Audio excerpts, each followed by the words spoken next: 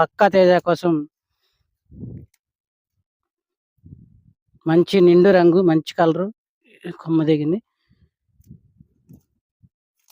పక్కా తేజ ప్రస్తుతం మార్కెట్ తేజ పరిగెడుతుంది. 22.5, 23 దాకా కూడా వెళ్తుంది. భవిష్యత్తులో ఈ నెల చివరికల్లా, ఫిబ్రవరి చివరికల్లా 25,000 కూడా అవుతుంది.